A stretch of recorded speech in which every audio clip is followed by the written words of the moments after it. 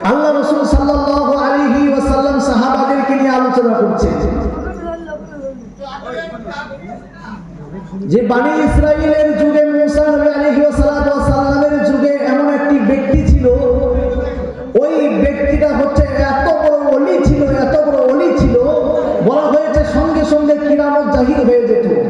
মানে কিছু বললে সঙ্গে সঙ্গে আল্লাহর পক্ষ হইতে সেইটা দেখানো হতো, এত বড় ওলি ছিলেন।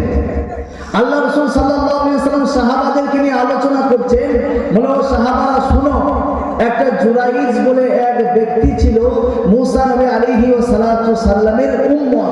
বলা হয়েছে এত বড় ওলি ছিল, এমন কোন সময় ছিল না যে এক মিনিটও আল্লাহ থেকে জুদা হয়ে থাকতো, আল্লাহর হুকুম ছাড়া দূরে থাকতো, একটা সেকেন্ডও তার জীবনে ছিল না। কিন্তু ওই জুরাইজ বলল কি, বাড়িতে থাকার জন্য, তার ইবাদতের ঘাটতি হওয়ার জন্য তার মা বাবার কাছ থেকে পারমিশন নিচ্ছে, ওগো আব্বা, ওগো আমার আম্মু, যদি আপনারা অনুমতি দেন তাহলে আমি একটা নিরিবিলি জায়গায় গিয়ে ছোট্ট মতো একটা অট্টালিকা করব, ছোট্ট মতো একটা মাটির ঘর বানাবো, সেইখানে আমি আল্লাহর ইবাদত করব। মা বাবা হুকুম দিয়েছে, সঙ্গে সঙ্গে জুরাইদ আল্লাহর ইবাদত করার জন্য একটা নিরিবিলি জঙ্গলের মধ্যে চলে গেলেন, সেইখানে গিয়ে একটা ছোট্ট মতো একটা বাড়ি বানালেন। বাড়ি বানানোর পরে দেখা যায় এত ইবাদত করছে, এত ইবাদত করছে, পুরো মহল্লা আশেপাশে যে গ্রামগুলো রয়েছে এক ডাকে চিনতে পারছেন, এক ডাকে বলতে পারছেন যে এই জামানার এত বড় ওলি আমরা কোনোদিনও দেখি নাই। ওই রকম ওলি সব সময় আল্লাহর নামাজের মধ্যে, কালামের মধ্যে, জিকিরের মধ্যে মগ্ন থাকতেন। কিন্তু এক সময় দেখা যায় যে ওই জুরাইদ নামাজের মধ্যে দাঁড়িয়ে গেছেন, নামাজের মধ্যে দাঁড়িয়ে গেছেন, নামাজের মধ্যে পড়ছেন, কোরআন তেলাওয়াত করছেন। আর ওই মুহূর্তে জনম দুঃখিনী মা কয়েকদিন পরে ছেলের চেহারা মনে পড়েছে, ছেলেকে দেখার জন্য মন চেয়েছে, ছেলেকে দেখবার জন্য মন উত্তাল্ল হয়ে গেছে। সঙ্গে সঙ্গে জনম দুঃখিনী মা ওই জুরাইজকে দেখার জন্য চলে গেছে। যাওয়ার পরে দেখা যায় ওই জনম দুঃখিনী মা জুরাইজকে হাত দিচ্ছে, বাবা জুরাইজ, আমি তোমার মা এসেছি, বাবা তুমি একটিবার আমাকে দেখা দাও, আমি তোমার মা, আমি তোমাকে না দেখতে পেলে থাকতে পারি না বাবা, তোমাকে না খাইয়ে আমি খেতে পারতাম না। বলা হয়েছে বাড়িতে যখন 3 পিস মাছ রান্না হতো, তোমাকে 1 পিস খাইয়ে দিতাম, তোমার আব্বাকে 1 পিস খাইয়ে দিতাম, ওই মাছ যখন আমি খেতে যেতাম কিন্তু আমি খাইতাম না বাবা। ওই মাছখানা সুন্দর করে তুমি রাত্রি বেলায়, সোনামণি তুমি রাত্রি বেলায় খাবার খাবে, আমি জনম দুঃখিনী ওই মাছ খাই না, আমি জনম দুঃখিনী মা শুধু ভাত খেয়ে নিয়েছি। ও বাবা জুরাইদ, ওই জনম দুঃখিনী মা, আমি তোমাকে দেখার জন্য এসেছি বাবা, তুমি আমার একটি ডাকে সাড়া দাও। কিন্তু জুরাইদ ওই সময় দেখা যায় যে আল্লাহর ধ্যানে নামাজের মধ্যে রয়েছে, নামাজের মধ্যে জুরাইদ পড়া শুরু করেছে, আলহামদুলিল্লাহি রাব্বিল আলামিন আর রহমানির রহিম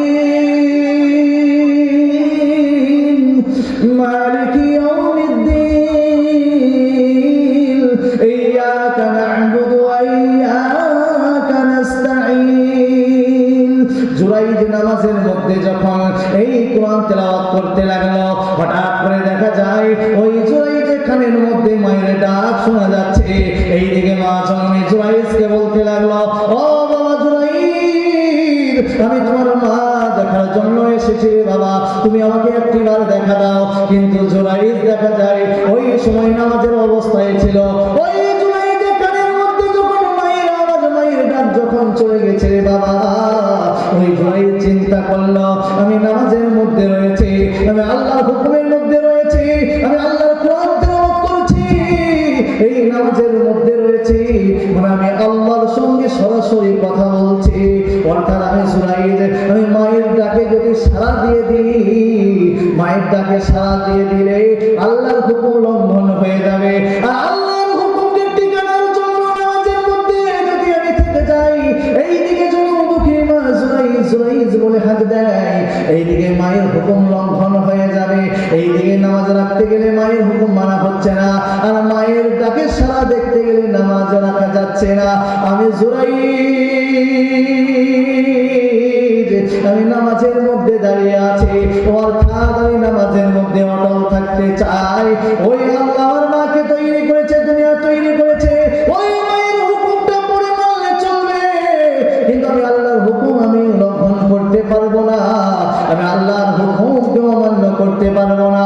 কিন্তু জনম দুঃখিনী মা বারবার যখন হাঁক দেয়, হাঁক দেওয়ার পরে দেখা যায় নামাজ যখন ভঙ্গ করলো না, ওই জনম দুঃখিনী মা ওইখান থেকে দুঃখ বেদনা নিয়ে যখন চলে যায়, ও আমার সুরাইজ বাবা, আমার সোনার টুকরা মানি, ও মালিক তোমাকে আমি দেখতে না বলে আমি মায়ের অন্তরে কত কষ্ট লাগে রে বাবা, তোমাকে আমি কয়েকবার হাঁকালাম বাবা, তুমি আমার ডাকে সাড়া দিলে না। আমি তোমার জন্ম দুঃখিনী মা, আমি নিজের বাড়ি ফিরে চলে যাচ্ছি, কিন্তু মা জননী বাড়ি চলে গেলেন, মনের মধ্যে দুঃখ বেদনা, কিন্তু আল্লাহর ওলি জুরাইর নামাজের মধ্যে ছিলেন। নামাজ ফেরার পরে আল্লাহকে বলছেন, ওগো আল্লাহ, ওগো আমার মাওলা গো, ও আমার আল্লাহ, এই নামাজের অবস্থায় থেকে আমি মায়ের ডাকে সাড়া দিতে পারলাম না, আমি বলতে পারলাম না, বুঝতে পারলাম না মায়ের ডাকে সাড়া দেওয়া দরকার ছিল তোমার হুকুম লঙ্ঘন করে, না তোমার হুকুম আমি জানি রেখে আমি ঠিক করেছি মায়ের ডাকে সাড়া দিইনি।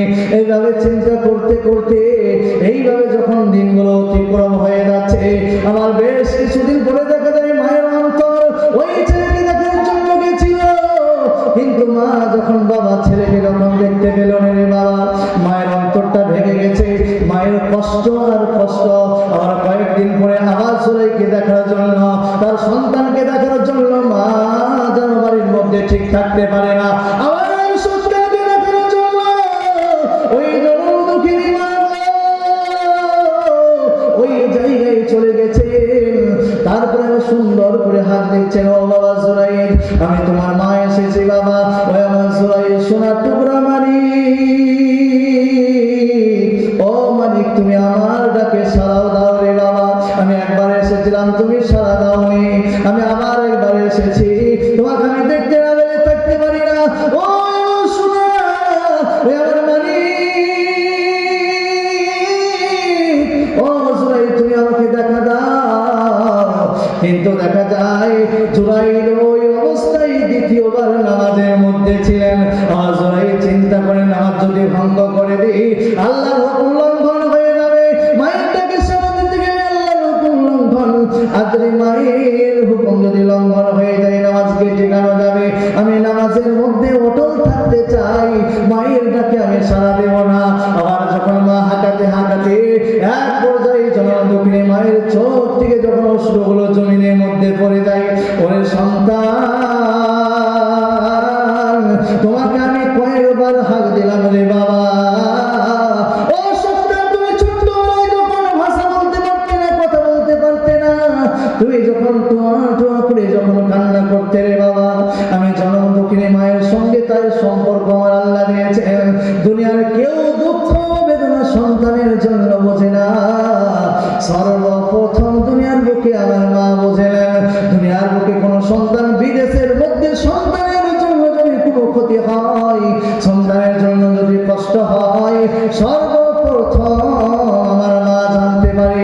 মা সঙ্গে সঙ্গে বলল, বাবা যখন তুমি কথা বলতে পারতে না, খেতে পারতে না, ওই মুহূর্তে টোয়া টোয়া করে যখন তুমি কান্না করতে রে বাবা, সঙ্গে সঙ্গে আমি তোমার মা, তোমাকে আমি দুগ্ধ পান করিয়েছি, ওই আমার সন্তান, আমি তোমাকে কয়েকবার হাঁকালাম, তুমি আমার ডাকে সাড়া দিলে না। মা কাঁদতে কাঁদতে আবার পুনরায় যখন চলে গেলেন,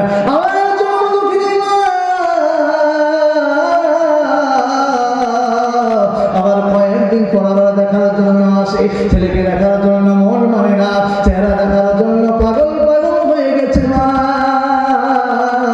সন্তানকে দেখার জন্য। যে সন্তান মাকে কত আঘাত করে, আঘাত করার পরে যখন ওই মা বলতে লাগে, ওরে সন্তান তুমি আমাকে যতই আঘাত করো না কেন, তোমার মুখ দিয়ে যখন তুমি একবার সকালবেলায় মা বলে তুমি যখন ডেকে দাও রে বাবা, আমি মায়ের অন্তরখানা ঠান্ডা হয়ে যায়।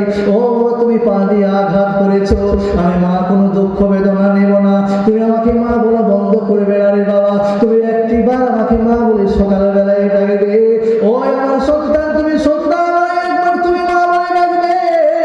ও সন্তান তুমি আমাকে খেতে দাও বা না দেও কোনো দুঃখ নাই, আমাকে তুমি যত কষ্ট দাও দুঃখ নাই, আমার তোমার বাড়িতে থাকতে দাও বা নাই বা দাও কোনো দুঃখ নাই, কিন্তু ও সন্তান তুমি একবার সকালবেলায় মা বলবে, সন্ধ্যাবেলায় মা বলবে আমি মা এতে আমি আনন্দ হয়ে খুশি হয়ে যাব।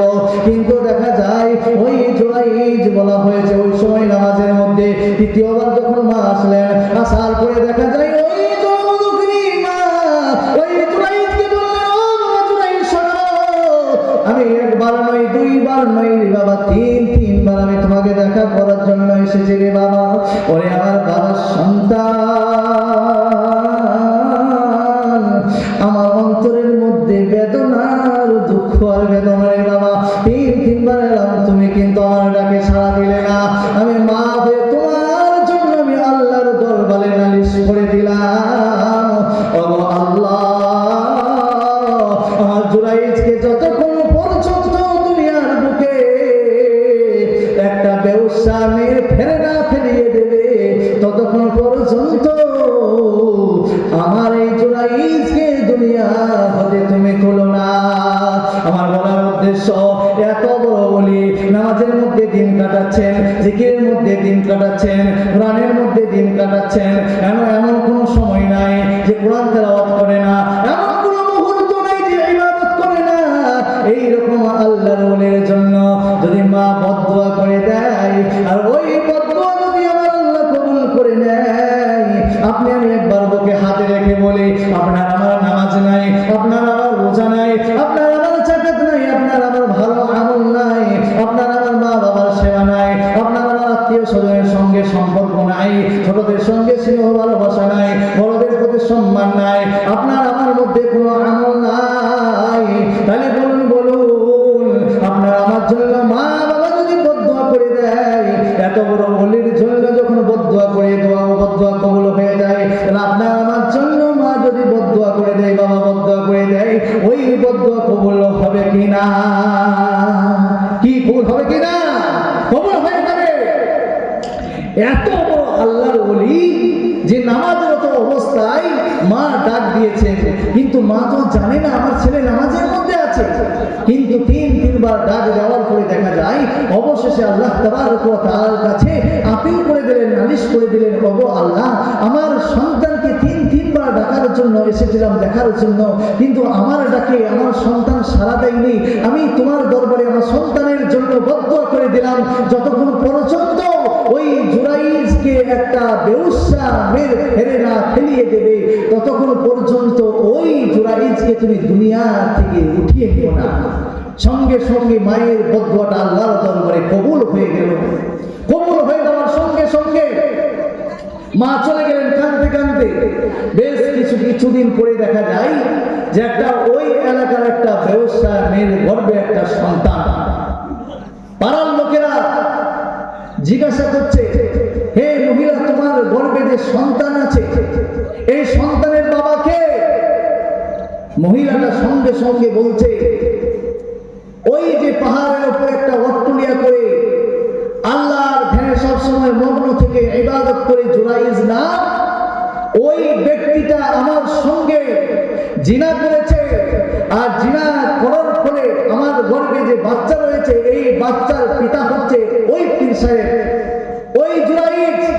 এই কথা যখন গ্রামবাসীরা যখন শোনার সঙ্গে সঙ্গে আঘাত করার জন্য, ঘর বাড়ি চুরমাচুর করার জন্য সঙ্গে সঙ্গে কি করলেন?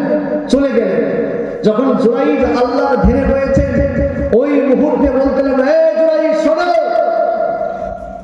তোমাকে আমরা মনে করতাম তুমি অনেক বড় ওলি, কিন্তু আজ থেকে তুমি বড় ভণ্ড, তুমি আজ থেকে প্রতারক, তুমি বেঈমান। আল্লাহর ওলি বলতে লাগলেন, আপনারা বলুন এইভাবে আমাকে গালাগালি করছেন কেন? আমি ভণ্ড কিসের জন্য? বলছে, তুমি জানার পরেও তুমি কি ভান করছো? তুমি কি বুঝতে পারছো না? গ্রামের লোকেরা কথা না শুনে সমস্ত ঘর বাড়িকে চূর্ণ চূর্ণ করে ভেঙে দিয়ে ওই আল্লাহর ওলি জুরাইজকে আঘাত করতে লাগলেন। জুরাইজ বলতে লাগলো, কিসের জন্য আপনারা আঘাত করেন? আমার ঘরকে চূর্ণচূর করে দিলেন কিসের জন্য?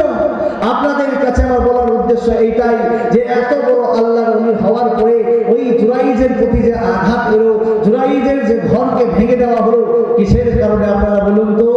কিসের জন্য? মায়ের, আপনারা বলুন মায়ের বদদোয়ার জন্য। তারপরে বলছে ওই যে মহিলাটা দেখা যাচ্ছে বেউসা মেয়ে, ওই মহিলাটার গর্ভে যে বাচ্চা আছে, ওই বাচ্চাটার সন্তান, বাচ্চাটার পিতা হচ্ছে তুমি। সঙ্গে সঙ্গে জুরাইজ বলতে লাগলো, আল্লাহির কসম, আমি ওই বাচ্চার পিতা নয়, আমি ওই বাচ্চার পিতা নয়। সঙ্গে সঙ্গে কিরামত জাহির হয়ে যেত, সঙ্গে সঙ্গে মহিলাকে ডেকে আনা হলো এবং বলা হলো, হে মহিলা, তুমি সত্য কথা বলো যে এই সন্তানের পিতাকে। কিন্তু মহিলা বলছে এর পিতা হচ্ছে আপনি। কিন্তু আল্লাহর ওলি সঙ্গে সঙ্গে আল্লাহর দরবারে হাত উঁচু করে বললেন, ওগো আল্লাহ, তুমি তো সম্মান দেওয়ালা, মান সম্মান রাখবেওয়ালা। وتعز من تشاء وتذل من تشاء بيدك الخير। দুনিয়ার বুকে তুমি যদি কাউকে শক্তি দাও, সারা পৃথিবীর লোক যদি লেগে যায়, তার শক্তিকে নষ্ট করতে পারবে না, পারবে? আর দুনিয়ার মধ্যে যদি আল্লাহ তাবারক ওয়া তাআলা কাউকে যদি লানাত দেন, ইজ্জত যদি সম্মান নষ্ট করে দেন, সারা পৃথিবীর লোক যদি তাকে সম্মান দিতে চায়, এক চুল পরিমাণ সম্মান দিতে পারবে না। ইন্নাল্লাহা আলা কুল্লি শাইইন কদির, আল্লাহ হচ্ছেন সর্বশক্তিমান। সঙ্গে সঙ্গে জুরাইজ বলল, ওগো আল্লাহ, তুমি এর মধ্যে একটা কিরামত জাহির করে দাও। এই যে সন্তানের পিতাকে, সঙ্গে সঙ্গে ওই সন্তান প্রসব হওয়ার পরে ওই সন্তানকে জিজ্ঞাসা করছে, হে সন্তান, কুম বিইজনিল্লাহ, আল্লাহর হুকুমে তুমি কথা বলো, তুমি দাঁড়িয়ে যাও, তোমার যে পিতা, সে পিতার নাম কি বলো। সঙ্গে সঙ্গে আল্লাহর এত বড় ওলি বলার সঙ্গে সঙ্গে ওই বাচ্চার জবান খুলে দিয়েছেন আমরা আল্লাহ। ওই বাচ্চা বলতে লাগলেন, ওগো আল্লাহর ওলি, আপনি হচ্ছেন আমার পিতা না, আমার পিতা হচ্ছে এই গ্রামের অমুক রাখাল করেছে, ওই রাখালের সঙ্গে আমার এই বেউসা মেয়ে সম্পর্ক করেছে, জিনা করেছে, আর জিনার পরে ওই রাখালের দরুন আজকে গর্ভের মধ্যে বাচ্চা এসেছে। এই সন্তানের জন্য এই সন্তানের পিতা হচ্ছে ওই রাখাল, অর্থাৎ ওই রাখাল আপনি না। সঙ্গে সঙ্গে গ্রাম প্রতিবেশী লোকেরা চিন্তা করতে লাগলো এবং আল্লাহর ওলির কাছে বলতে লাগলেন, ওগো আল্লাহর ওলি, আমরা অন্যায় করে ফেলেছি, আমরা ভুল করে ফেলেছি, আপনার ঘরটা আমরা চুরমাচুর করে দিয়েছি, আপনার ঘরটা আমরা সুন্দর করে বানিয়ে দেব, আপনি ক্ষমা করে দেন। আমার বলার উদ্দেশ্য এইটাই, এত বড় ওলি হওয়ার পরেও মায়ের বদদোয়া থেকে বাঁচতে পেরেছে? পারেনি। তাহলে আপনার আমার জীবনে আমল নাই, কিছুই নাই, তারপরে যদি আপনি আমি বাঁচতে চাই, তাহলে আপনি আমি বাঁচতে পারবো না। সেই জন্য আপনাকে আমাকে, মা জননীকে আপনাকে আমাকে সব সময় দোয়া কিভাবে নিতে হয়, মা বাবা যে দোয়া করলে যে আপনার আমার কতটা লাভবান হয়ে যায়, দুনিয়ার মুখে আপনার আমার লাভবান এবং পরকালে আপনার আমার লাভবান। মা যার নাই, দুনিয়ার মুখ থেকে বিদায় নিয়ে চলে গেছে, তারাই জানে যে তাদের বুকটা কেমন হাহাকার হয়ে গেছে। আমরা মা যাদের নাই, তারা যেন কি হারিয়ে ফেলেছি, কত বড় সম্পদ হারিয়ে ফেলেছি। যার বাবা নাই, সেই জানে কত বড় আমরা সম্পদ হারিয়ে ফেলেছি। আমরা জানি, যখন আমার বাড়ির মধ্যে কাজ থেকে যখন ফিরলাম, সবারই মুখ দেখতে পারলাম, কিন্তু জনম দুঃখিনীর মার তো মুখ দেখতে পেলাম না। জনম দুঃখিনীর মা তো অন্ধকার কবরের মধ্যে রয়েছে, ওই অন্ধকার কবরের মধ্যে চাতক পাখির মতো তাকিয়ে তাকিয়ে রয়েছে। ওই মা বাবার জন্য আপনি আমি সাথে সওয়াব করতে পারি না, ওই মা বাবার জন্য আপনি আমি দোয়া করতে পারি না। আল্লাহ রাসূল সাল্লাল্লাহু আলাইহি ওয়াসাল্লাম বললেন, আই আল মাইতাতু কাল গরিব, বলা হয়েছে একটা দুনিয়ার বুকে ডুবন্ত ব্যক্তি, দুনিয়ার বুকে পানির মধ্যে ডুবে গেলে অন্য এক ব্যক্তি ছাড়া ওই ব্যক্তি বাঁচতে পারে না। এক ব্যক্তি কবরের মধ্যে ফেলে পড়েছে, কবরের মধ্যে অসহায় হয়ে গেছে, কবরের মধ্যে আযাব শুরু হয়ে গেছে। দুনিয়ার বুকে অন্য সন্তান সন্ততিদের যে একটা সালে সওয়াব আছে, দোয়া আছে, রব্বির হামহুমা কামা রাব্বায়ানি সগীরা, এইভাবে যখন না করে বলা হয়েছে পানির ব্যক্তি বলা অন্য ব্যক্তি ছাড়া বাঁচতে পারে না। অনুরূপ ওই কবরের মধ্যে ফেসে যাওয়া ব্যক্তিরা অন্য ব্যক্তিদের সালে সওয়াব ছাড়া বাঁচতে পারে না। কিন্তু আমরা জানি না যে মা কত বড় বেদনা। যার মা রয়েছে, যার বাবা রয়েছে, আমরা বাবা মায়ের মূল্যায়ন করতে পারি না, কিন্তু যাদের মা বাবা নাই, তারাই আমরা জানি যে আমাদের বুকটা কেমন হাহাকার হয়ে গেছে। যদি আজকে মা থাকতো, আমরা প্রাণ ভরে মায়ের সেবা করতাম। আজকে যদি বাবা থাকতো, বাবাকে সুন্দর করে আমরা কাপড় পরিধান করাতাম। আজকে আপনার আমার কোটি কোটি টাকা হয়ে গেছে, ওই বাবা ঈদগাহের ময়দানে ছিল, লুঙ্গি পরে পাঞ্জাবি পরে ঈদের দিনে গেছিল, কিন্তু আজকে আপনার আমার কোটি কোটি টাকা। কিন্তু যদি আপনি আমি চাই বাবাকে সুন্দর দেখে একটা লুঙ্গি, সুন্দর একটা পাঞ্জাবি পরে আমার বাবা ঈদগাহের ময়দানে যাবে, কিন্তু দুনিয়ার বুকে তো আপনার আমার বাবা নাই। মাকে সুন্দর করে সাজাবেন, কিন্তু জনম দুঃখিনী মা নাই। ওই মায়ের জন্য আপনার আমার অন্তর হাহাকার হয়ে গেছে। দুনিয়ার মুখে যার মা নাই তার মতো দুঃখী আর কেউ নাই। সেই জন্য মাকে সবসময়ের জন্য স্মরণ করবেন। মা এমন একটা নিয়ামত, মা এমন একটি নিয়ামত। সেই জন্য কবি বলছেন যে মাকে কোনোদিন ভোলা যাবে না, মায়ের সঙ্গে কোনোদিন দুর্ব্যবহার করা যাবে না। মাকে সবসময় তোমরা ভালোবাসো। যার মা আছে সেই যেন তার জন্য জান্নাতের দরজা খোলা আছে। আর যার মা নাই, যে জান্নাতে মা দোয়া করবে জান্নাতের দরজা খুলে যাবে, ওই রকম দোয়ার জন্য মা হারিয়ে গেছে, ওই রকম দোয়া আপনার আমার জন্য বন্ধ হয়ে গেছে। সেই জন্য আপনাকে আমাকে মাকে সবসময়ের জন্য ওই মা জননীকে আপনাকে আমাকে স্মরণ করতে হবে। সেই জন্য কবি বলতে চাই যে আল্লাহ রাব্বুল আলামিন, সেই জন্য কবি বলতে চাই যে সাদা কাফনের ভেতরে যখন মানুষ ঢুকে যাবে তখন আপনার আমার আর কিছুই করার থাকবে না। ওই সাদা কাপড়ের ভেতরে আপনি আমি যখন ঢুকে যাব, দুনিয়ার মুখে আপনি আমি যে জামা পরি, জামার মধ্যে আপনার আমার কম বেশি 3 থেকে 4টি পকেট থাকে, কিন্তু কাফনের মধ্যে কোনো পকেট থাকবে না। কাফনের মধ্যে আপনি কিছুই নিয়ে যেতে পারবেন না। আপনি একটু স্মরণ করুন, আপনি একটু বুঝুন, আমিও একটা বুঝি। দুনিয়ার বুকে থেকে বিদায় নিয়ে যখন চলে যাবেন, বলা হয়েছে যে সেকেন্ডার বাদশা ছিল, 7 মুলুকের বাদশা ছিল। ওই সেকেন্ডার যখন ইন্তিকালের পূর্বে যখন তার ওসিয়ত করছে, তার লোককে ওসিয়ত করছে, বাবা আমি যখন মারা যাব তখন তুমি কি করবে জানো? কাপড়ের বাহিরে আমার হাত দুটি তুমি বের করে দেবে। সঙ্গে সঙ্গে উজির বলতে লাগলো, ওগো আপনি কিসের জন্য বলছেন? আপনি তো 7 মুলুকের বাদশা ছিলেন, সেকেন্ডার, আর কাপড়ের বাহিরে কিসের জন্য এই হাতগুলো বের করে দেব?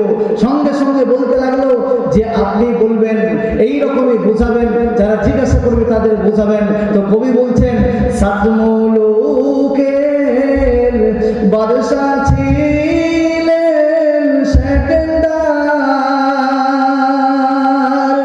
উজিরকে ডেকে কহেন সমাচার, শোনেন শোনেন ওহে উজির আমার বাত, কাপড়ের বাহিরে রেখো আমার দুটি হাত। লোকে যখন জিজ্ঞাসিবে তোমাকে, ভালো কইরা বুঝিয়ে দেবে তাহাদেরকে। ধনে জনে মাল ছিল না সংসারে, খালি হাতে যাচ্ছে কবরে। 7 মুলুকের বাদশা খালি হাতে কবরে চলে যাচ্ছে, আর আপনি আমি অহংকার টাকাপুরি করছি টাকার জন্য। আপনি আমি কত টাকাপুরি করব? এই দুনিয়াটা আপনার আমার জন্য কিছুই না। এই দুনিয়াটা হচ্ছে আপনার আমার জন্য পরীক্ষা স্বরূপ। সেই জন্য দুনিয়ার বুকে আপনাকে আমাকে জান্নাত কামিয়ে নিতে হবে। এই দুনিয়ার বুকে জান্নাত আপনি আমি যদি কামাতে চাই, তাহলে আপনার আমার মা বাবা যার রয়েছে জান্নাত গ্যারান্টি যদি কামাতে চাই, আমার নবীজির ভাষায় আপনার আমার জন্য জান্নাত হয়ে যাবে। কিন্তু দুনিয়ার বুকে যার মা বাবা নাই, ওই জান্নাত দুনিয়ার বুকে যদি কামাতে চান, ওই মা বাবা না থাকার জন্য ওই ফ্যাসিলিটি আপনার আমার নাই। কিন্তু যার মা বাবা দুনিয়ার বুক থেকে বিদায় নিয়ে চলে গেছেন, ওই মা বাবার জন্য আপনাকে আমাকে দোয়া করতে হবে। রব্বির হামহুমা কামা রব্বায়ানি সগীরা। আপনার আমার কর্তব্য, আপনার আমার সব সময়ের জন্য এটা কর্তব্য। সেই জন্য আল্লাহ তাবারক ওয়া তাআলা এই যে মজলিসের মধ্যে, এই জলসার মধ্যে আমরা যে গুটি কয়েক মানুষ বসে আছি, সারা রাত্রি আমরা বসে আছি, প্রায় 4টা বাজতে চললো, আমরা সারা রাত্রি বসে আছি।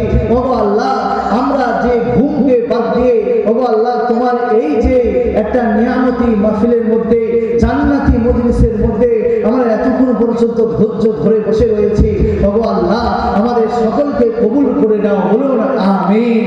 সেই জন্য আপনাকে আমাকে চিন্তা করতে হবে যে এই গ্রামের এতগুলো মানুষ থাকা সত্ত্বেও আমরা গুটি কয়েক মানুষ আমরা বসে আছি। জানতে হবে যে আপনার আমার প্রতি আল্লাহর রহমত বর্ষণ হচ্ছে, আল্লাহর কুদরতি দিয়ে, আল্লাহ রাব্বুল আলামিনের রহমতের ছায়ায় দিয়ে আপনাকে আমাকে বসিয়ে রেখেছেন, বলুন আলহামদুলিল্লাহ। কিন্তু আপনাকে আমাকে যদি আল্লাহর রহমত রহমতের ছায়ায় যদি না বসিয়ে রাখতেন, তাহলে আপনি আমি এতক্ষণ পর্যন্ত এই মজলিসে বসে থাকতে পারতাম না। সেই জন্য আমার বলার উদ্দেশ্য থাকবে এইটাই, আমার বিষয়বস্তু ছিল এইটাই, যে আমরা মা বাপকে দুনিয়ার বুকে যেন কখনো ভুলি না। কারণ হচ্ছে আল্লাহ তাবারক ওয়া তাআলা কোরআন মাজিদের মধ্যে বলেছেন, ওয়া ক্বাদা রাব্বুকা আল্লা তা'বুদু ইল্লা ইয়্যা ওয়া বিল ওয়ালিদাইনি ইহসানা। ও আমার বান্দারা, আমি আল্লাহর ইবাদত করবে, আর তারপরে বলে তোমার মা বাবার সঙ্গে তোমরা সুন্দর সঙ্গে তোমরা ইহসানের সঙ্গে তোমরা সুন্দর আচরণ করবে। তারপর আল্লাহ রাব্বুল আলামিন বলেছেন, ইম্মা ইয়াবলুগান্না ইউদাকাল কিবারা আহাদুহুমা আও কিলাহুমা ফালা তাকুল লাহুমা। তোমার মা বাবা যখন বার্ধক্য বয়স হয়ে যাবে, তোমার মা বাবার সঙ্গে তুমি তুমি কি করবে? তুমি ভালো ব্যবহার করা শুরু করবে। উফিউ ওয়ালা তানহারহুমা, বলা হয়েছে পরিমাণ কষ্ট দিও না, মা বাবার সামনে তুমি ধমক দিয়ে কথা বলো না। ওয়া কুল্লাহুমা কাওলান কারীমা, মা বাবার সঙ্গে তোমরা সম্মানজনক আস্তে আস্তে কথা বলো।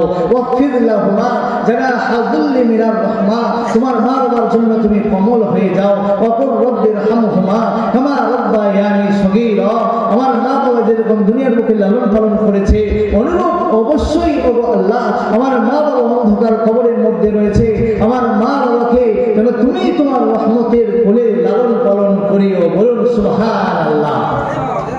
সেই জন্য সারা রাত্রি আলোচনা হলো, কিন্তু বাবাজিরা, যদি আপনি আমি আমল করে থাকি, আপনি আমি যদি আমল করি, তাহলে আপনার আমার জীবনটা ধন্য হয়ে যাবে। আর যদি আপনি আমি আমল করলাম না, তাহলে আপনার আমার শোনাটাই বেকার হয়ে যাবে। আপনার আমার যে রাত জেগে কষ্ট করে শুনলাম, সমস্ত বেকার হয়ে যাবে। এই দুনিয়াটা তো ক্ষণস্থায়ী।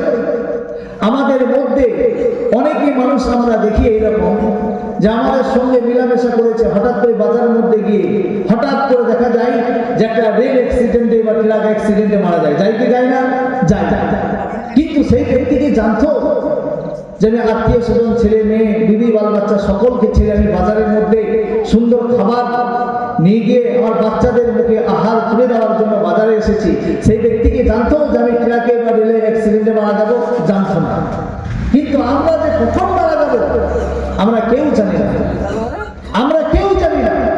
সেই জন্য আপনাকে আমাকে সবসময় স্মরণ করতে হবে, আপনাকে আমাকে সবসময় মৃত্যুকে মাথায় নিয়ে ঘোরাফেরা করতে হবে। কখন জানে আপনার আমার মৃত্যু এসে যাবে, কখন যেন আপনাকে আমাকে মৃত্যু ধাওয়া করবে, আপনাকে আমাকে তৈরি থাকতে হবে। একটা ছোট্ট ঘটনা বলবো, তারপরে ইনশাআল্লাহ আমার বক্তব্য ইতি করবো। এক বাদশা গভীর রাত্রিবেলায় স্বপ্ন দেখছে। স্বপ্নটা কি? স্বপ্নটা হচ্ছে যে একটা বাঘে তাকে তাড়া করছে। দুনিয়ার মুখে কোনো এক বাঘে কোনো মানুষকে যদি তাড়া করে, সেই মানুষটা দাঁড়িয়ে থাকবে না ছুটবে? কি করবে? ছুটে পালিয়ে যাবে। কিসের জন্য? প্রাণ বাঁচানোর জন্য।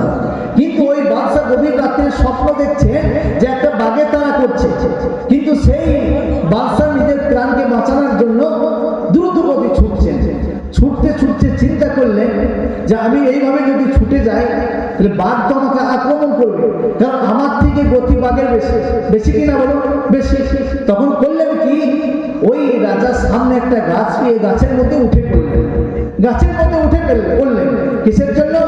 নিজের প্রাণকে বাঁচানোর জন্য।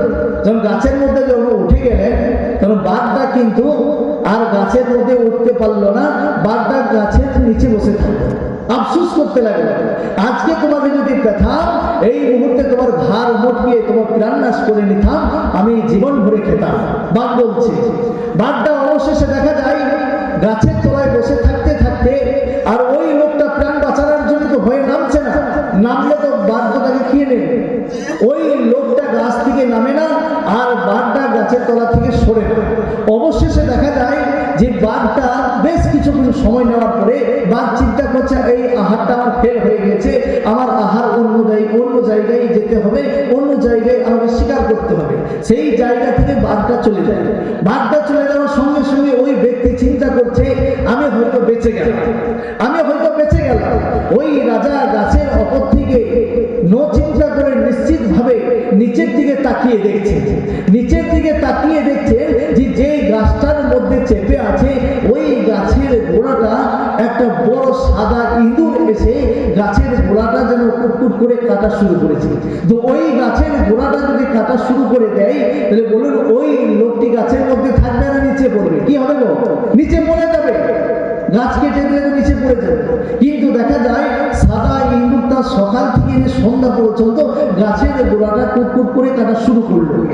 কিন্তু ওই বাচ্চা চিন্তা করছে, আমি তো বাঘের মুখ থেকে বেঁচে গেলাম, আমার তো প্রাণে ভিক্ষা পেয়ে গেছে, কিন্তু যেই গাছটার উপরে চেপে আছে ওই গাছটা যদি সম্পূর্ণ কেটে দেয় তাহলে তো আমি পড়ে যাব, আর পড়ে গেলে না জানে আবার আমাকে বাঘে যদি আক্রমণ করে আমি মারা যাব।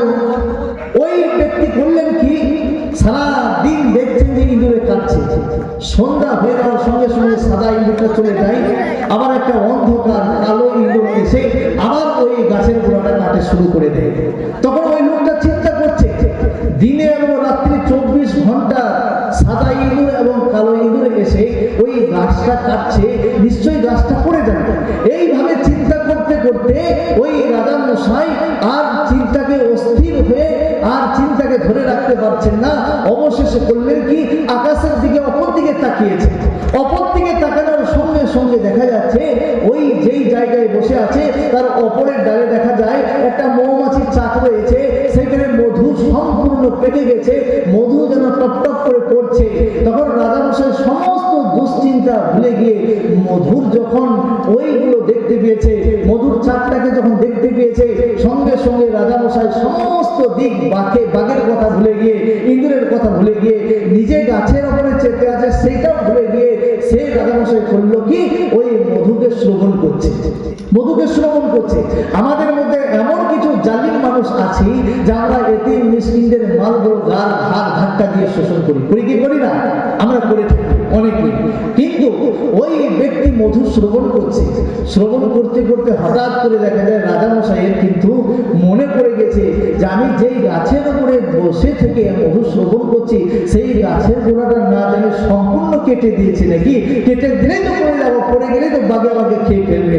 সঙ্গে সঙ্গে করলে কি, সঙ্গে সঙ্গে রাজামশাই ওই মধুর কথা ভুলে গিয়ে নিচের দিকে তাকিয়ে দেখলেন। আর নিচের দিকে তাকানোর সঙ্গে সঙ্গে দেখা যায় যে গাছের গোড়া চারিদিকটাই দেখা যায় যে ইঁদুর তো আছে, কিন্তু চারিদিকটাই দেখা যায় জাহান্নামের আগুনের মতো গর্ত রয়েছে গোল আকারে, এবং ওই আগুনের মধ্যে বহু মানুষ রয়েছে, বহু নারীরা রয়েছে, বহু পুরুষ আছে। আর ওই আগুন থেকে, জাহান্নামের আগুন থেকে চিৎকারের আওয়াজ আসছে, আমাদের বাঁচাও, আমাদের বাঁচাও। কিন্তু জাহান্নামের আগুন থেকে তো কেউ বাঁচাবে না। কিন্তু রাজামশাই যখন ওই জাহান্নামের আগুন থেকে, যখন ওই জাহান্নাম থেকে মানুষের যখন চিৎকার করা যখন শুনতে পেলেন যে আমাদের বাঁচাও, আমাদের জাহান্নামের আগুন থেকে বাঁচাও, রাজামশাই সঙ্গে সঙ্গে ওই ছেলে মেয়েদের জাহান্নামের কষ্টের চিৎকার শুনে সঙ্গে সঙ্গে রাজার ঘুম ভেঙে যায়, ঘুম ভেঙে যায়। ঘুম ভেঙে যাওয়ার সঙ্গে সঙ্গে রাজা চিন্তা করছে, হায় রে, এমন স্বপ্ন দেখলাম, আমি তো গাছের ডালে ছিলাম, কিন্তু দেখা যায় ঘুম ভাঙার পরে চোখ খুলে দেওয়ার পরে দেখা যায় গাছের ডালে আমি নাই, আমি তো বিছানার মধ্যে শুয়ে আছি। চিন্তা করলেন রাজামশাই, এই স্বপ্ন দেখলাম, এই স্বপ্নর নিশ্চয়ই একটা মানে আছে, স্বপ্নের একটা তাবির আছে, এই স্বপ্নের তাবির অবশ্যই কাউকে করাতে হবে। সকালবেলায় তার রাজদরবারে সকলকে বলছে যে আজকে আমি গভীর রাত্রে স্বপ্ন দেখেছি, এই স্বপ্ন দেখেছি, এই স্বপ্নের তাবির বা অর্থ কে করতে পারবে? ওনাদের মধ্য থেকে এক ব্যক্তি হাত তুললেন, কিন্তু ওই লোকটি ছিল বিরাট আল্লাহর ওলি, আল্লাহওয়ালা ছিলেন। তখন বলতে লাগলেন, রাজামশাই, আপনি যে গভীর রাত্রে স্বপ্ন দেখেছেন, ওই স্বপ্নর যে অর্থ বা তাবির বা মানে চাইছেন, তা আপনি স্বপ্নটা বলুন, আর আমি ইনশাআল্লাহ, আল্লাহ যদি চায় আপনার স্বপ্নের আমি অর্থ করে যাব। রাজামশাই বলতে লাগলেন, তাহলে শোনো, আমি গভীর রাত্রে ঘুমিয়ে গেছিলাম, ঘুমিয়ে যাওয়ার সঙ্গে সঙ্গে আমাকে একটা বাঘে তাড়া করছিল, কিন্তু আমার প্রাণ বাঁচানোর জন্য আমি একটা গাছে উঠে পড়লাম। তখন আল্লাহর ওলি বলতে লাগলেন, ও রাজামশাই, আপনাকে যে বাঘটা তাড়া করছিল সেটা বাঘ নয়। বলছে কি? বলছে ওইটা হচ্ছে মাউত, মালাকুল মাউত। আপনাকে আমাকে সব সময় মালাকুল মাউত তাড়া করছে, যখন আপনাকে আমাকে ধাওয়া করবে তখন রেলের তলায় পড়ে মারা যাবেন। যাবেন কি যাবেন না? যাবেন। যখনই আপনাকে আমাকে মালাকুল মউত যখন ধাওয়া করে ধরে ফেলবে সেই জায়গায় তার মৃত্যু হয়ে যাবে। বলছে ওই যে বাঘটা তারা করছিল ওই বাঘ নয় গো, ওই বাঘটা হচ্ছে আপনার জন্য মালাকুল মউত আজরাইল আলাইহিস সালাতু ওয়াস সালাম আপনাকে তাড়া করছিল, অনুরূপ আপনাকেও আমাকে সব সময় মউত তাড়া করছে। বলছে তারপরে যে গাছটাতে আমি উঠে গেলাম সেই গাছটা কি? বলছে সেই গাছটা হচ্ছে রাজামশাই আপনার জীবনের হায়াত। আপনার জিন্দগিতে আল্লাহ তাবারক ওয়া তাআলা যে হায়াত দিয়েছেন 50 থেকে 60 70 থেকে 80 বছর পর্যন্ত যে হায়াত দিয়েছে ওই গাছটা হচ্ছে আপনার হায়াত। রাজামশাই বলতে লাগলেন গাছটাতে আমার হায়াত হয়, কিন্তু গাছের নিচে সারা দিন একটা সাদা ইঁদুর এসে কেটে যায়, সন্ধ্যা হলে কালো ইঁদুর কেটে যায়, সেগুলো কি? বলছে আপনার হায়াত থেকে আপনার যে দিনের বেলায় 12 ঘন্টা কেটে যাচ্ছে সারা ইঁদুর কাটছে, আপনার হায়াত থেকে সে সময়গুলো কেটে কেটে চলে যাচ্ছে। এই যে যেই মুহূর্তে কথাগুলো বললাম, এই কথা বলতে বলতে যে সময়গুলো চলে যাচ্ছে আপনার আমার, সারা জিন্দেগিতে কোটি কোটি টাকাও যদি আপনি আমি কিনতে চাই এই সময়টুকু পাওয়া যাবে না। যাবে? যাবে না। বলছে আপনার যে হায়াত আছে 60 বছরের জিন্দেগি, গাছটা আপনার ওই হায়াত থেকে 12 ঘন্টা ইঁদুরে কেটে দিয়ে চলে গেছে, অর্থাৎ 60 বছর থেকে আপনার 12 ঘন্টা মাইনাস হয়েছে। আবার সন্ধ্যা রাত্রি বেলায় আপনার 12 ঘন্টা 60 বছর থেকে মাইনাস হয়ে গেছে। বলছে তারপরে ওটা না তো মানলাম, তারপরে আমি অপর দিকে তাকিয়ে আমি যে মধু শ্রবণ করছিলাম সেইটা কি? বলছে ওইটা হচ্ছে দুনিয়ার বুকে এতিম মিসকিনদের বিধবাদের মালগুলো বলা হয়েছে। এমন কিছু মানুষ রয়েছে, পার্টির লোকেরা রয়েছে যে এমন কোন মানুষের যে অসহায় মানুষদের তার মালগুলোকে শোষণ করবে। অর্থাৎ দুনিয়ার বুকে আপনিও এতিম মিসকিনদেরকে ভালোবাসেন না, এতিম মিসকিনদেরকে আপনি ধাক্কা দেন, কিন্তু নবীজি বলেছেন এতিম মিসকিনদেরকে ধাক্কা দিও না। এতিম মিসকিনদের এত দাম, এত দাম। বলা হয়েছে এতিম মিসকিনদের মাথাতে কোনো ব্যক্তি যদি হাত বুলিয়ে দেয়, বলা হয়েছে সে কিছুই দিতে পারে নাই কিন্তু মাথাতে হাত বুলিয়ে তাকে সান্ত্বনা দিয়েছে। আমার নবীজি বলেছেন মাথাতে হাত বোলানোর জন্য বলা হয়েছে তার মাথার মধ্যে যতগুলো চুল আছে তাকে সান্ত্বনা দেওয়ার জন্য প্রত্যেকটি চুলের বিনিময়ে এতগুলো নেকি তার আমলনামায় লিখে দেওয়া হয়। বলুন সুবহানাল্লাহ। তারপরে আপনি এতিম মিসকিনদের মালগুলো ভক্ষণ করেন। বলছে তারপরে নিচের দিকে যেটা তাকিয়ে দেখলেন পরদিকে আপনাকে জাহান্নামের আগুন দেখানো হয়েছে। সঙ্গে সঙ্গে বাদশা করলেন কি? বাদশা সঙ্গে সঙ্গে আল্লাহর ওলির কাছে চলে গেলেন। আল্লাহর ওলিকে বললেন ওগো আল্লাহর ওলি, আমি দুনিয়ার বুকে রাজা হয়ে বাদশা হয়ে আল্লাহ আমাকে টাকা দিয়েছে, আমি তাকাব্বুরি করেছি, অহংকারী করেছি, আমি অন্যায় করেছি, আমি দুনিয়ার বুকে ঠিক মতো চলতে পারি নাই। ওগো আল্লাহর ওলি, তোমার হাতে হাত রেখে আমি নবীর প্রতি ঈমান এনে আল্লাহর প্রতি বিশ্বাস রেখে আজকে তোমার প্রতি হাতে হাত রেখে আমি কালিমা পড়ে নতুন করে মুসলমান হতে চাই। সঙ্গে সঙ্গে ওই ব্যক্তি ওই আল্লাহর ওলির হাতে হাত রেখে করে নিলেন লা ইলাহা ইল্লাল্লাহ মুহাম্মাদুর রাসূলুল্লাহ সাল্লাল্লাহু আলাইহি ওয়াসাল্লাম। তো ওই বাদশা সমস্ত স্বপ্নের মানে হওয়ার পরে নতুন করে মুসলমান হয়ে গেলেন। তাহলে ওই রকম মওত আপনাকে আমাকে তারা করছে, ওই রকম হায়াত আপনাকে আমাকেও দিয়েছেন।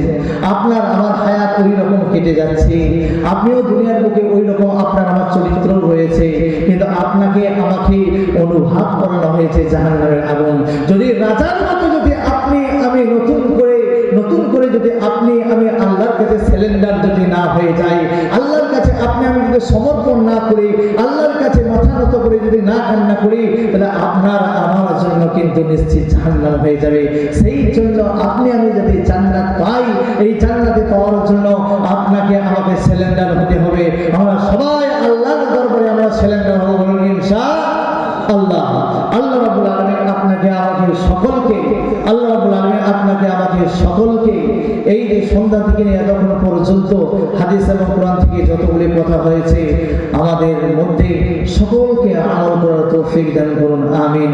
ওয়া আখিরু দাওয়ানা আনিল হামদুলিল্লাহি রাব্বিল আলামিন।